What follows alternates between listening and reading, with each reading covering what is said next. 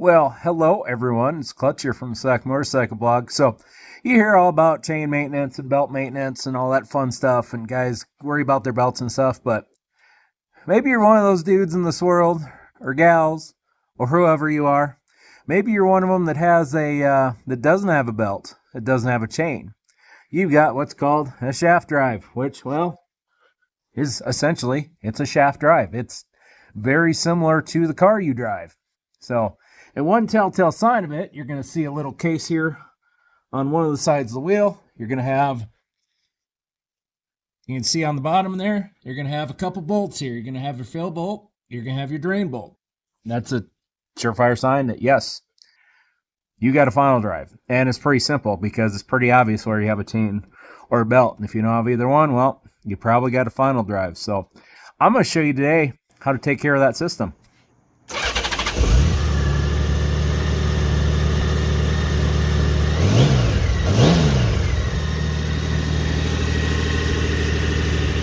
Now, talk about your final drive. One, I guess, I could say it's a misconception or misnomer or something. It's, I hear people talk about final drive is, oh, it's maintenance free, maintenance free final drive.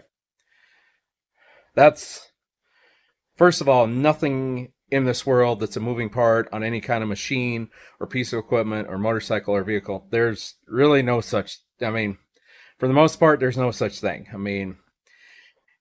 Basically, eventually it's going to fail. You may have you'll see sealed systems, you see, sealed wheel bearings, sealed lube points, all that stuff. But in the end, there is nothing in the world that is maintenance free. And the final drive is one of them.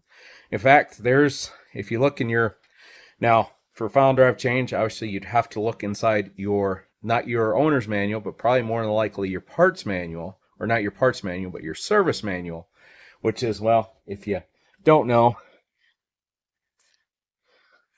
basically, yeah, it's got a big old deal like this. It gives you all kinds of information. That's probably, with a maintenance manual, that's what a maintenance manual looks like. So it's going to be in there. And like I said, a final drive is not truly maintenance free. As a matter of fact, is a 2005 GL 1800. Whoops, excuse me. Sorry about that. So anyways, let's find the final drive here. Final drive oil right there. You inspect it every 8,000 and replace every 24. With mine is I do it every 16,000, usually every 2 years. Usually the way my maintenance schedules work is 1 year I'll do the spark plugs and the next year I'll do the final drive. It's not a terribly expensive thing to do. It doesn't take a ton of fluid. And you might be wondering why in my pickup, for example, you don't need to do anything with the axles till like 60,000 miles, 80,000 miles. Well, here's the thing. It just, for whatever reason, with bikes, it's a shorter interval. And in the end, it's such a simple task, you just as well do it. So it's quick, it's easy, it's relatively cheap. So let's look at the parts we're going to need. So here is what you're going to need. Not a whole lot. So you're going to need a way to get your drain bolts off. So for me, I can use a socket. So I'm going to use a socket on the drain bolt. You're also going to need a way to get the fill bolt off. So now I've got a GL 1800. If you got GL 1800, one of the, basically the ones prior to the brand new ones, you're looking at, it's a 17 millimeter. So it's quick and easy. Obviously the fill bolt, you're going to have a pipe that's kind of in the way of it, so you won't be able to use your socket on that, but you can use your socket on the drain bolt. Additionally, you're going to need some kind of a gear oil. Now, GL 1800, it calls for an 80 weight hypoid gear oil, and frankly, I just did some looking and searching around online, and the consensus was just get some kind of a gear oil, so I went with the old Napa gear oil. You can go as fancy on that as you want. Basically, probably, I'd say any 80-90 will work. Also, you're going to want a little piece of tubing of some kind. What we got here? This is what size is it? It's a 3/16 inside diameter hose. And the reason why you need that hose is, well, when you go to fill it up, because, well, it's not, you can't really get in there with that bottle. You take the end, you stick it here. It's kind of a pain to do one-handed.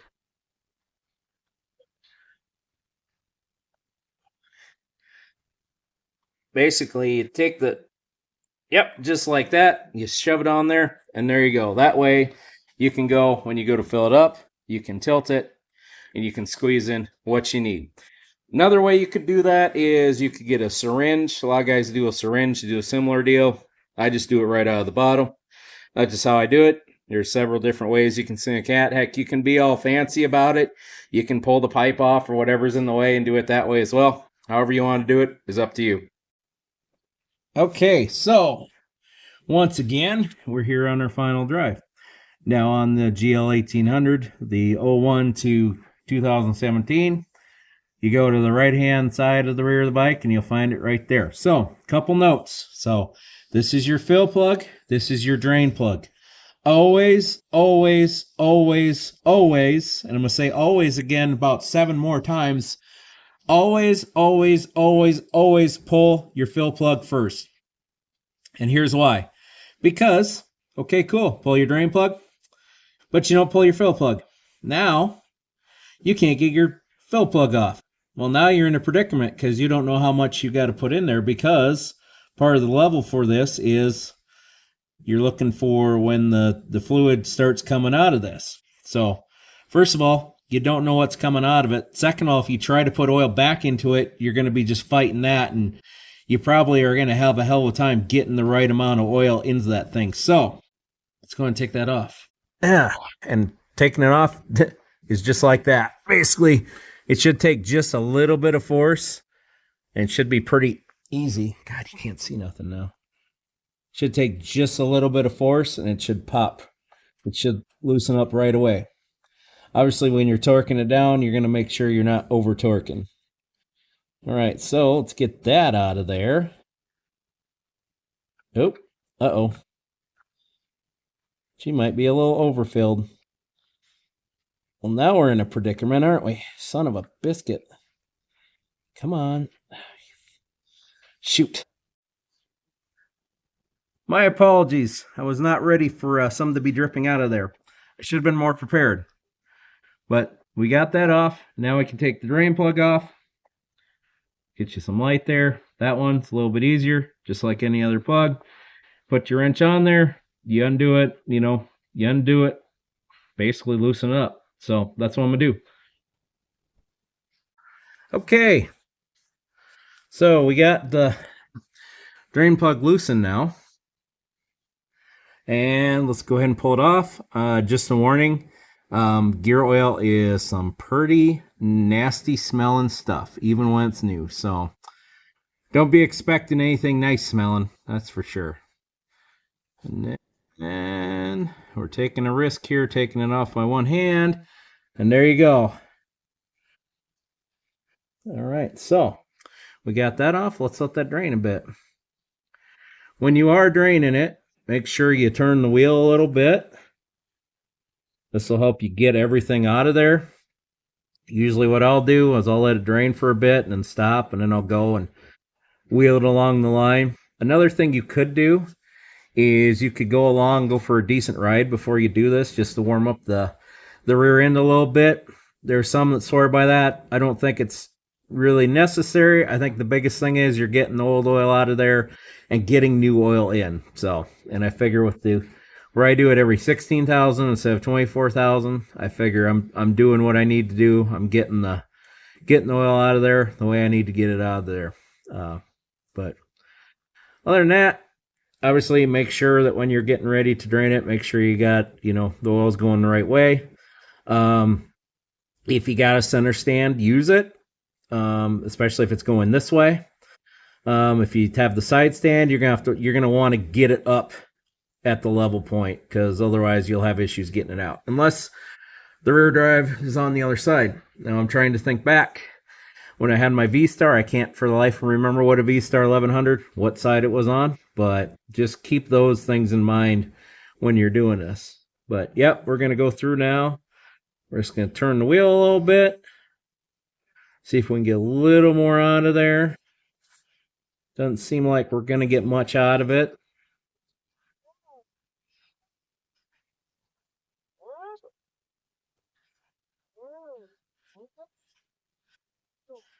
All right. Well, I'd say we're good there. So we're going to go ahead and put the plug on and go with it. All right. So a little bit of plug maintenance here. So much like any other Honda, just like the drain plug, and just like, well, any other Honda, they love their cross washers and everything. So it's also recommended when you, just like the drain plug, when you replace the final drive, when you pull that plug, you put a new cross washer in. So we're going to do that because they're not terribly expensive. And if you're changing your oil, you should have a few of them on hand anyway. So there you go. Always change crush washer. Obviously, you want to take a look at the threads like any other time you're draining it. Make sure the threads are good. If there's any gunk in the bottom of that, try to clean it out as best you can. You probably want some carb cleaner on that, you want, or not carb cleaner, but some brake clean, something like that on there, just to get that crud off there. But now the plug maintenance is done. Let's go reinstall it. Okay, so obviously just like any other drain plug, you start it first. You just make sure it's threaded in. One good trick to do that is put it on there and then start turning it left like you're loosening it until you hear the click of the threads locking in, and then tighten it up just by hand, nice and gently. Tighten it to the point where it's making contact. And you can tighten this up one or two ways. Either you can take a wrench and just snug it, or since I have a torque wrench, I'm going to torque it up. If you want to know the torque rating, obviously that's going to be where this oil change is located in whatever service manual you're using. So for our instance, it is going to be looking at 14 foot-pounds. So 14 foot-pounds is what we're going to use. And when you're torquing it down, just like any other torque wrench, you can see it on there. Got a wrench on there, got it set to my proper weight. Obviously you get snugged up, and then use your torque wrench to set your final, basically that little click right there. You can probably hear it. You feel it loosen up just a little bit. That little click means you're at your torque. So once you go there, obviously when you're approaching that torque, go nice and slow getting to it. Like, don't sit there and wrench on it till it clicks. Like, nice and slow, gentle movements, because otherwise you get to yanking on it, you're going to over torque it. So that's how a quick torque wrench works. Now, if you got one of them fancy ones that makes noise or whatever, it's going to be a similar deal. When it's ready to set, it'll do a little beep, and it'll say, yep, you're torqued up, you're good to go. So that's how you use the torque wrench. Like I said, you don't necessarily got to use a torque wrench. I mean, honestly, just snug it and it works. I mean, like I said, that's how we're going to do the fill bolt. So, the old calibrated arm that also works as a torque wrench. Here's the big thing, though. It just needs to be snug. It doesn't need to be freaking good and tight, all right? Way too many people out there, they want every dang bolt that they can find as tight as a lug nut, and these aren't lug nuts, okay? Like, lug nuts are 80 to 100 pounds plus, so we don't do that with everything. Snug is a thing. Snug is basically, you get to that point where it's seated, you go a little bit more with your 3/8 ratchet, and then that's it. Like, don't be wrenching on that ratchet. Another trick you can do if you're really worried about low torque is, instead of using your 3/8 ratchet, get your quarter ratchet out. And when I mean ratchet, I mean this.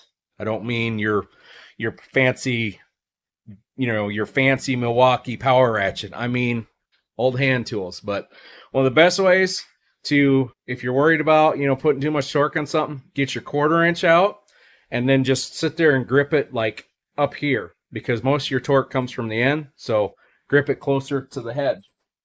Now, on a bigger 3/8, let's look at how that works. So, like I said, if you're holding it, you're going to have more torque on this end. But if you're really worried about torque, take your two fingers, go up to the head like that, and that'll save you from over torquing. So just a few tips on how to keep yourself from over torquing something. But otherwise, let's finish this thing up. Okay, so this is where that little hose comes in handy. So I got the end of my bottle, I got the end in the fill hole. The nice thing about doing that is I can, well, if it doesn't fall out on me, is I can fill it up. This is kind of hard to do one-handed, as you'd expect. And then that's how you do that. Just hold it up in the air, and you just start kind of squeezing your oil in. You go nice and slow, take it easy. I'm going to adjust my,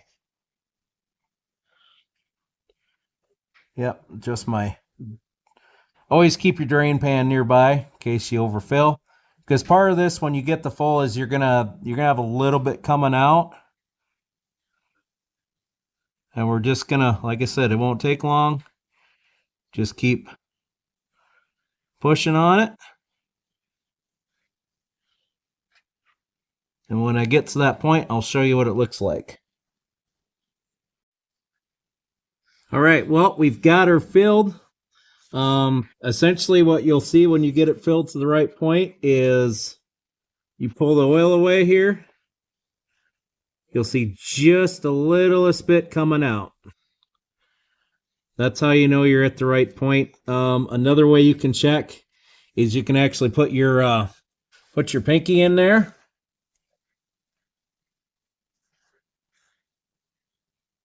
And you'll feel it right on the edge. You pull your finger out, you'll see it. So we have successfully got this filled up. So we're going to wipe this down here one more time and get that fill cap installed on it. See, it kind of just, kind of just hangs right. Yep, that's about right. You kind of want it where it just kind of hangs on there for just a second. It won't, obviously it won't puddle out as quick as like engine oil will or something like that, because it's a lot heavier weight. Then putting the cap on, do kind of the same thing I did, kind of get it in there, get her on the threads, and then back it off a little bit till you hear the click, and then tighten her by hand. Obviously we can get this old drain pan out of the way now. Clean that up here in a moment. Okay, so we'll just wipe everything down one more time. Obviously, make sure everything's good and wiped down. That way you don't have any false alarms or anything like that. And then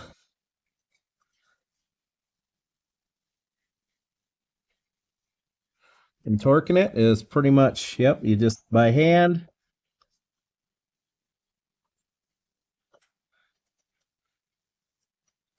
By hand like so, and then just, gets to that point where, she ain't got nothing left. And just kind of, snug her up, just like so. And there you go. We have completed the change.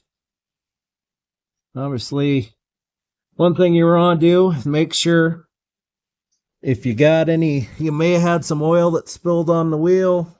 Make sure you get that cleaned up if you can. Yeah, we got a few spots where we got some oil on the wheel. We'll try to clean that up the best we can. Obviously, it is what it is. You might get some oil on it. That's just kind of how it is. Obviously be mindful of that, but I'd say we're good to go. Obviously, make absolutely sure you put oil in it. Don't forget about it. Well, everybody, we have this job, another job successfully completed. Like I said, it was actually a fairly easy job to do. Just like anything else, take your time. Always pull the fill plug first. Pull the fill plug first. And remember, snug, not good and tight. And you should be just fine doing this job. So I'd like to thank you for stopping by this episode of Rider's Manual of Common Tasks. I am your host, Clutch. And in addition to Rider's Manual of Common Tasks, every week I release a new weekly video here at the Sodak Motorcycle blog that drops at 7 o'clock p.m. Mountain Time here in North America. Well, specifically the United States. So Mountain Time in the United States is when it drops. Also, though, I do ask if you would, I really appreciate it if you did subscribe to the Sodak Motorcycle blog. Most of my views come from non-subscribers, so I'd like to see, hey, you're not a subscriber yet, please subscribe. You can also hit a bell notification icon. It'll remind you of they'll let you know, hey, we got a new video coming out. Also, if you like this video, hit the like button. If you dislike the video, hit the dislike button. Feel free to leave a comment, even on the process. I'd like to see how everybody does it. Everybody does things a little different. I'd like to hear anybody else's input on this. So this process should pretty much be about the same for anything you do that has a final drive. So if you got a chain or belt, sorry, this wasn't the video for you. I'm sure you've already figured it out, but if you haven't yet, yeah, this wasn't the video for you. I'm sorry, but we got some other videos you can check out while you're here. But anyways, once again, for the Sodak Motorcycle blog, I'm Clutch, and we'll see you later.